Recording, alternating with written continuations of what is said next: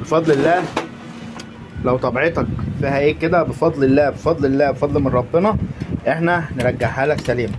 طبعا ده الوضع قبل ما نعمل الصيانه. الجزء ده كله مكسور اللي بيكون فيه السخان طبعا اهيت.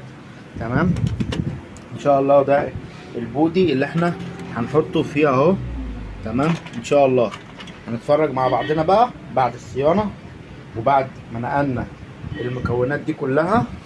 تمام في الطبعه الجديده ان شاء الله هتبقى الحاله عامله ازاي. يلا بينا. بفضل الله نقلنا اللي في الطبعه دي كلها بفضل الله اهو. تمام ده الطبعه اللي كانت مكسوره اهيت. تمام بفضل الله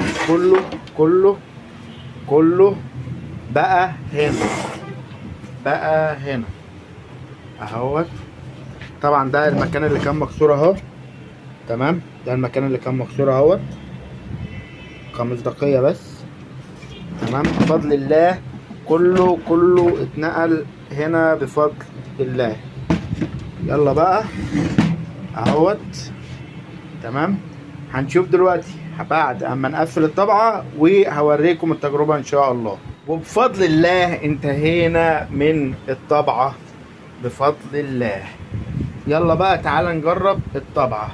الطبعة معانا اهيت. هنضغط منيو وهنختار انفورميشن وهنختار ديمو بيج عشان يطبع لنا وش وظهر نشوف الدوبلكس شغال ولا لا.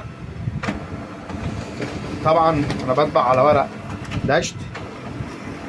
ادي خدت الدوبلكس اهيت ورجعت تاني بفضل الله. الصورة زي الفل ما فيهاش اي مشكلة. طيب تعالى بقى نشوف الدرج ده اللي هو الدرج الاولاني ده شغال ولا مش شغال عشان نبقى مطمنين على الطبعة كلها باذن الله.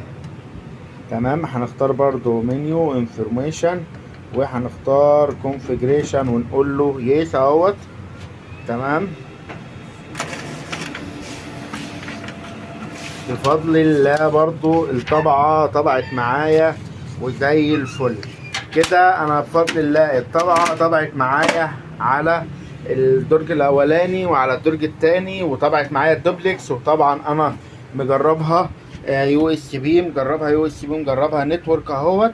تمام يعني انا كده الطبعة معايا باذن الله زي الفل. لو عندك طبعة بقى زي ديت ومبهدلك ومغلباك ما تنساش تجيبها لي وكلمني وان شاء الله اظبطها لك واظبط لك الدنيا. وطبعا اكيد ان شاء الله الفيديو يعجبك. ولو عجبك الفيديو ما تنساش بقى تشير وتديني لايكك الجميل كده وتكتب لي تعليق حلو زي. يلا سلام.